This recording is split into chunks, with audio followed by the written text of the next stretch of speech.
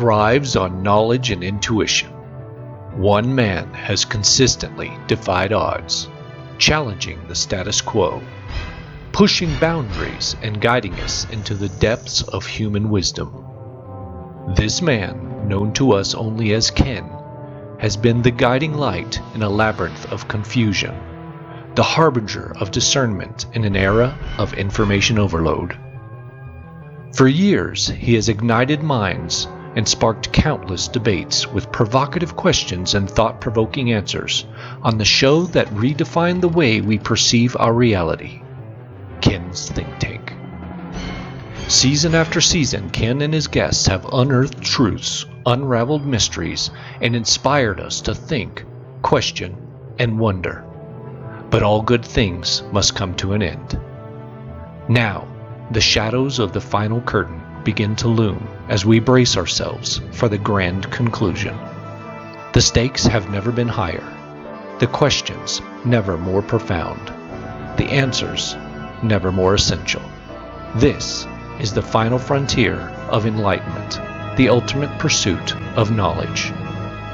Get ready to embark on the last journey into the abyss of the human mind, where every episode will strike a chord, every revelation will resonate deeper than ever before. Prepare for the explosive culmination of a saga that has held us in its grasp, leaving us thirsty for more. It's not just a season, it's the end of an era.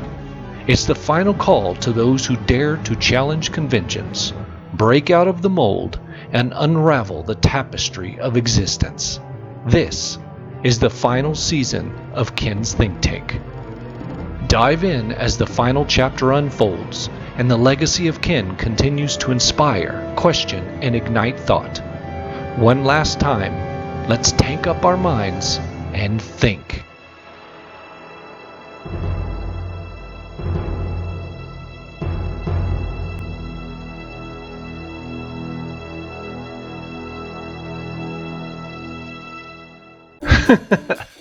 Okay, let's lighten it up a bit. That was a bit dramatic.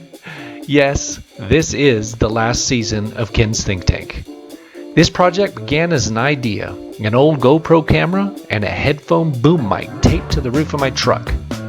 It quickly evolved into a full production with a lot of really cool guests. But the world keeps spinning and changing, and we must change with it. Ken Collins Marketing, the parent company to Ken's Think Tank, has outgrown the show. While it has been one of the most fun things I've ever done, after 7 years, it's time to end on a high note. This is one of the 10 final episodes. I've reached back through my collection and pulled out 10 episodes to feature in no particular order. Can you guess who will be featured in our final episode when the series ends in late October? Comment below and let me know your guess. Next up, from Season 6, Episode 8, Olena Eriksson. Olena came to us all the way from Ukraine. She made me laugh the very first time I ever spoke to her, so I knew this would be a great episode. Enjoy. Oh no, honey, that's not gonna work out. I am not moving to America. I pose no Americans, no Canadians, no Australians.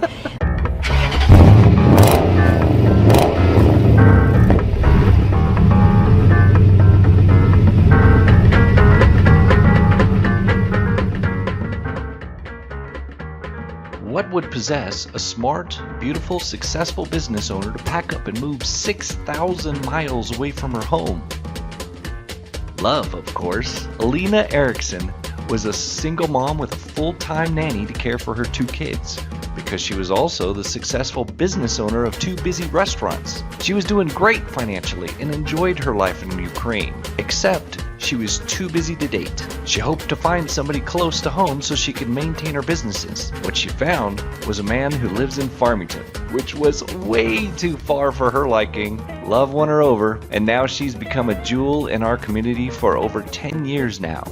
Of course, moving from Ukraine to Farmington was a huge culture shock. She had to learn the language and re-earn her high school diploma, which she did in a few short months. She went on to get her master's degree to replace her Ukrainian degrees, became a CPA, and is now the controller for San Juan Regional Medical Center. She fell in love with the people of our little community, and you're gonna love her. Besides being smart, beautiful, and successful, she also has a great sense of humor. Alina made me laugh within the first few minutes of talking with her, and I'm sure this drive will be filled with laughter. Want to see how it goes? Come along for the ride in Ken's Think Tank. You moved from Ukraine straight to Farmington.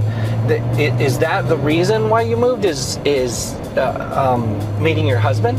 Yep. Is it really? Yep. So how did that work? What was that? Well, it's not meeting my husband because I met my husband. Well, we met online, and the only profile restrictions I had was no Americans, no Canadians, no Australians. Yeah. And he did not read. So he's like, she don't know what she's talking about. And so I post the most probably unappealing pictures. I post from the camping with my friends on Sunday morning because it's how I wake up at home. Right. You know? So it's like, if you're gonna like me this way, you're gonna like me on any way. Because I don't look like I look today on Sunday morning. Right. Exactly. And well, we start texting each other or whatever, so the app and a dating app, and a couple of days later when the conversation was going well, because you have to have basic common sense like religion, kids, money, family, whatever. If you have a major issues kind of in common, then it's probably okay to start the longer conversations. So I was asking him, like, it's going so well, so where are you exactly from? He's like, I'm from New Mexico. I was like, well, what part of England is that? Because I assume he speaks English, so he's like, well, that's New Mexico is the state in the United States, and I was one of those who has no idea that New Mexico is a state, Right. Like it's just... A lot of people in the U.S. don't understand that. I know. Yeah. I went through customs once, and I can tell you the story when people were like amazed that, so where do you work in Mexico? I was like, I never been to Mexico, and look at my driver license at each other, and they thought I'm an idiot. So just let me go. Yeah. But goes back to the conversations. I'm like, well, I understand you were born in New Mexico, but where in England do you live? Right. Like, well, I live in New Mexico. I was like, oh no, honey, that's not gonna work out. I am not moving to America. I post no Americans, no Canadians, no Australians. That's not gonna work. Well, he did not listen again. Of course. He bought tickets and flew in like a couple of days later. Yeah. And he did not just flew in to meet me, he flew in with a ring. Really? So yeah, and of course I was gonna say no, but here I am like 11 years later, so the end of the story. Yeah. That's how it's ended. The heart does not listen to your brain. No, because when you're like logically evaluating your decisions prior, you're like, I could never ever possibly make that decision, but we did, Right. I guess that's how we fall in love, have kids, and get married, because we don't think, right? Exactly. Yeah. And later you think to figure this out, how to make it work all together. Right. Yeah, it's always after the fact. Okay, how am I going to? This is never what I planned. How am I going to make this work? Yes. So it was very difficult.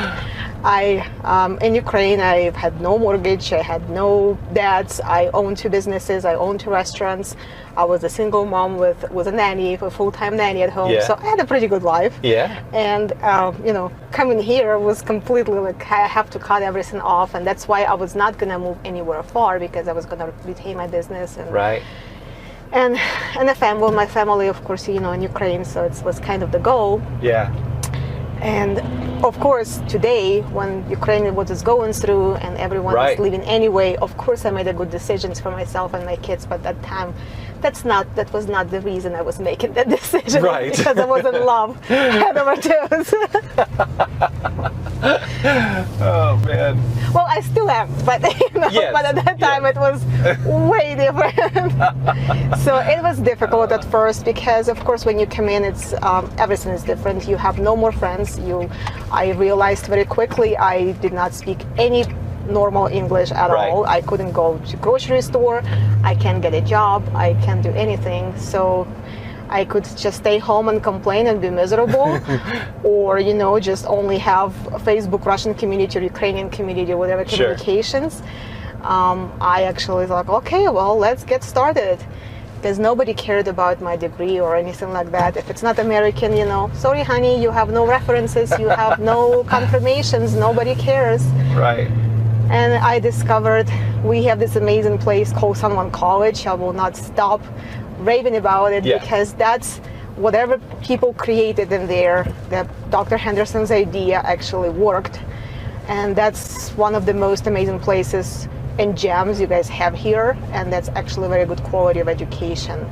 It's pretty amazing. It's pretty Yeah. amazing, yes. And it's community, it's very a person oriented, very personal touch, and it was good. So I started with a course called English as a Second Language. Okay. So I came here in end of October.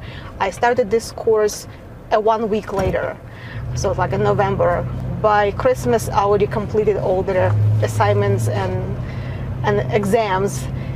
And I'm like, well, okay, guys, what else do you have for free here? Yeah. Like, well, we have GED school. Let's get that one started. So in January, after the break, I went to GED school. In April, I've already completed, I'll get my GED diploma and everything. I went to complete tests. Yeah. And like, okay, now I have a diploma to prove I can speak and write in English. At least on the high school level. Right. So after that, I was like, okay, let's get a job. So my first job after owning 2 businesses, and before that running like 85 employees, managing, I went and I got a job as a hostess at Chile, Yeah. So that's what you get, that's what you do, Right. And I went to take more classes at San Juan College, then I progressed to university, got my master's, and later got my CPA.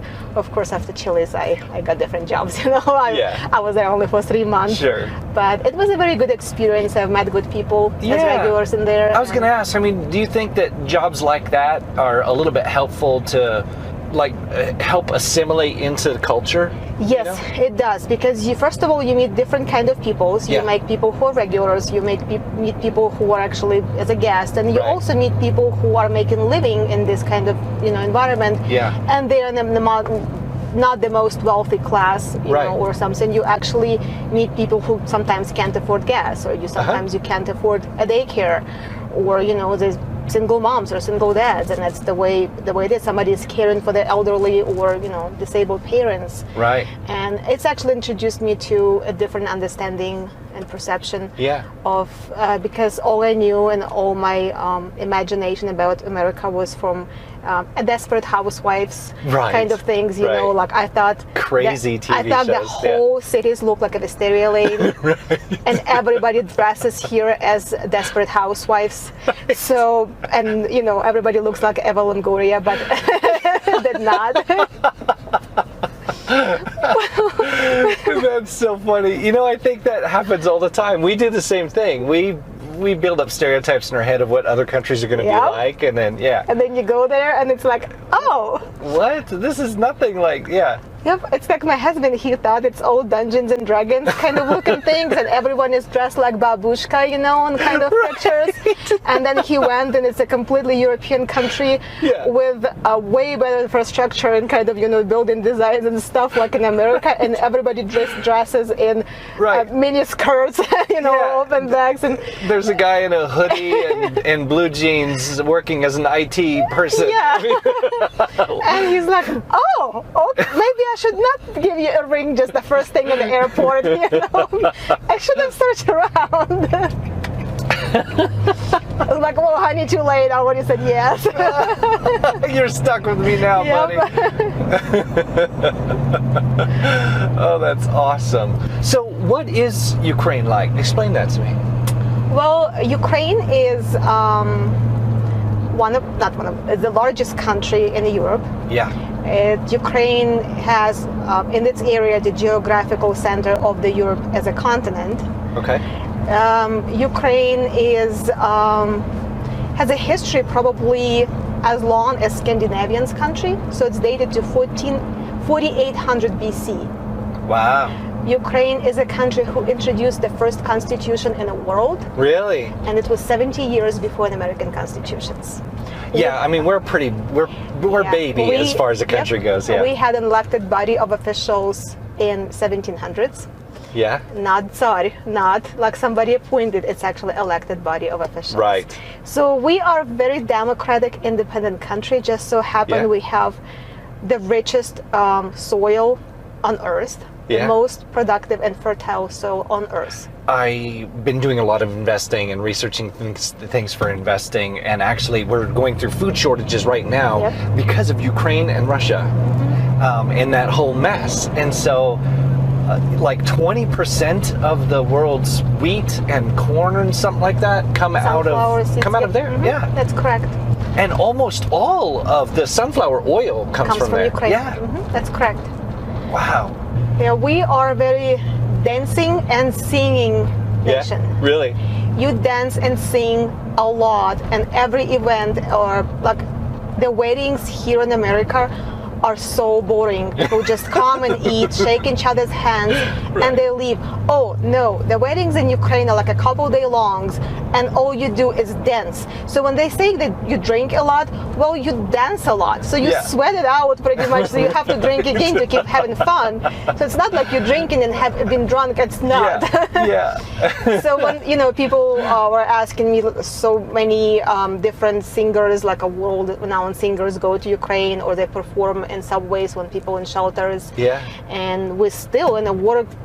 Just yesterday, the band from Ukraine made to finals to Eurovision, and like, who cares about singing in a war, right? It's actually pain. You shouldn't do that. Right. Like, no, that's only way to survive is to have fun, still be able Yeah. to remain your culture, because that's Yeah. who we are. Yeah. Is there a lot of traditional like songs and dance, or also modern, or is it like a mix? In weddings, it's mostly more folks and traditional kind of songs. Right. So there are some modern, but it mostly it's not that common. But like generally as a culture, like dance clubs and things like that, is that kind of big? Well, that's different. Okay. Because when I came here, I was like 33 years old, and I was still considered okay age to go to nightclubs. Absolutely. And I was asking my husband, like, you guys have any nightclubs? Would you guys have fun? How do you guys dance here? And he's like, well, I've never danced in my life, first of all. Yeah. And like, what did you do when you were a teenager? Right. And he like, go to choke cherry. I'm Yeah. like, that's unsafe. And he's like, no, honey, the dance club is unsafe. I was like, how is it Yeah. unsafe? Yeah. Well, they sell drugs there, and he was trying to tell me Right. the story, and I couldn't believe, because back in Ukraine, the nightclubs are actually the safest place you can send your teenagers. Really? First of all, That's the nightclub amazing. is absolutely supervised by guards. Yeah. They have full liability for whatever happens there. You come in, you get your ID, and based on your age, you have a drinking restrictions or not. You only have a wristband with a QR code or a scan code, Okay. and you put money in your account. You will not be Oh. charged to your credit card or anything. You put money in, and you just charged as you go. And they know by Right. your wristband if you're allowed or not to drink alcohol. Nobody's Right. gonna serve you alcohol. And there's a balance on Yes. your kind of your Yes. account and everything. And your So, account will yeah. never go down lower than it cost based on your ID to deliver you to registration address. Right. So the security guard, anytime you behave unwell or you are drinking too much, they call a cab, they use that balance in your account, they put you in a cab and send you home. Oh my God, that's amazing. Yes. They have metal detectors in every entrance. The security Really? guard are allowed to search any of your personal belongings like purses or pockets. And if Yeah. you're not okay with that, well, don't come in. Yeah. There's no fights. There is nothing going on. If everybody drinking too much or somebody is, first of all, guys can buy girls drinks. It does not mean you have to go somewhere with those people. Right. You're just together having fun, and they buy you drinks or whatever they want to buy for you because they want to have a good time. They like you. They want to dance together. Yeah. Whatever. It does not mean you're obligated to do something with someone for a glass of wine. Believe me, that's not the case. And nobody even expects that. Wow. So it was completely different for me because the nightclub, the only place probably I would allow my daughter to go safely, definitely not to a choke cherry. See, it's things like that when you're having this initial conversation with your husband, and you're like, "What? No, that's dangerous." It's so opposite. Yeah. I had to evacuate my mom. She spent her 80th birthday in the basement, going under bombing, and then we have to evacuate her like almost 2 months later after the war started to Warsaw, and moved her here currently. She has visited several times.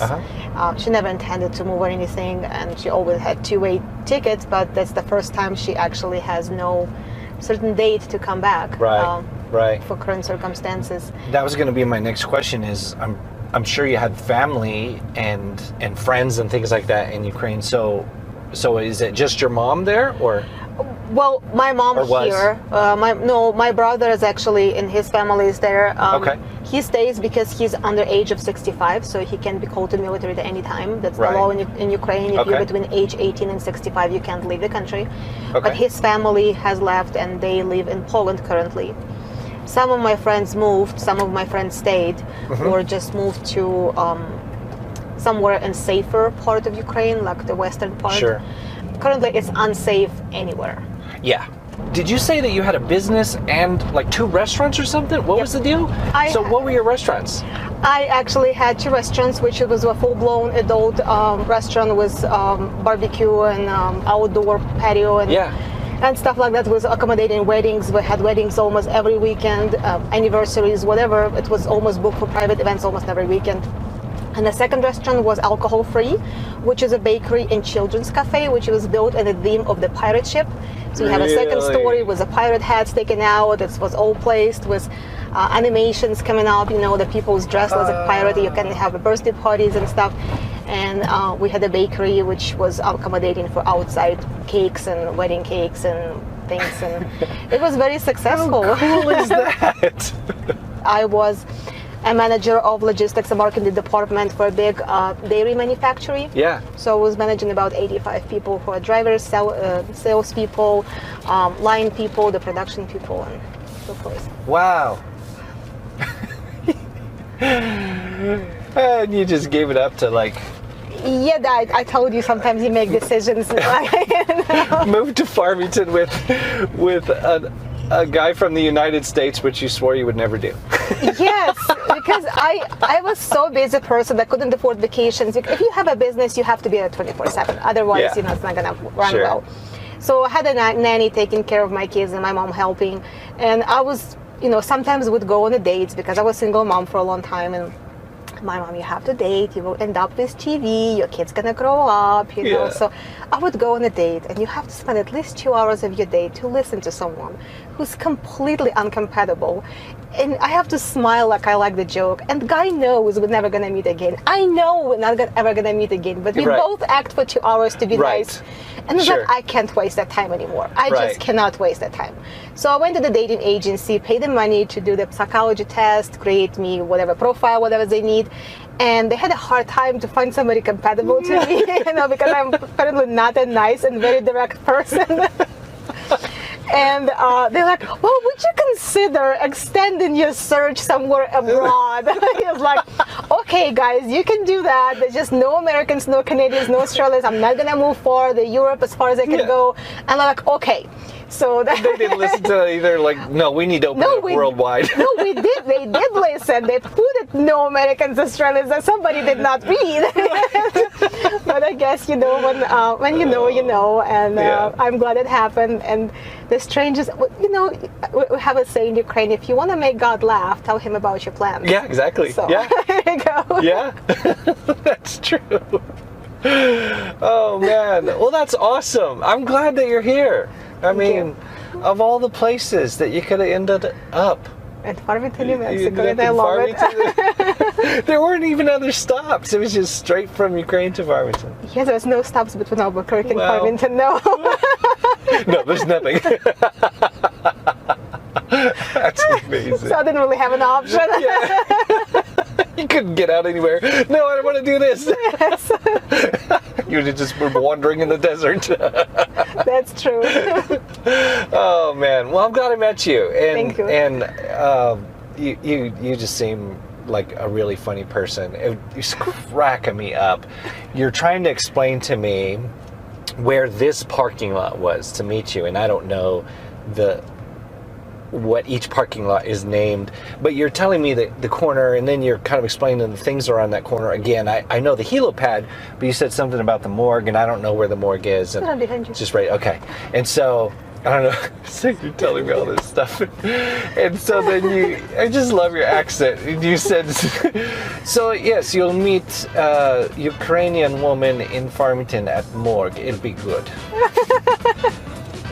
I was like, that's amazing! Yes. So, just the sense of humor, it's brilliant. Love it. That's what makes us survive any situations, good or bad. The humor always helps. Sure, yeah. And the best way to handle humor is to laugh about yourself. At yourself, yeah. Yeah, if you can't laugh at yourself, you're too wrapped up in yourself. That is so, true. Yeah, that's very and if true. you get offended when somebody makes fun of you, well, it's not good too. I mean, yeah. Well, I'm so glad I met you. And thanks for doing this. This is amazing. I had a lot of fun. It was a good time for me, so thank you so much. I appreciate you having me and inviting me. And I'll have to meet your husband sometime and all absolutely. That, so, yeah. Thank you. Run across each other. Good to meet Thank you. you so much. Ken's Think Tank is made possible with help from these fine sponsors. Basin Home Health and Hospice, keeping you healthy, happy, and home since 1992. Durango Joe's, with a smile, a warm greeting, and a great cup of coffee. Farmington RV Sales and Service, serving the Four Corners since 1959.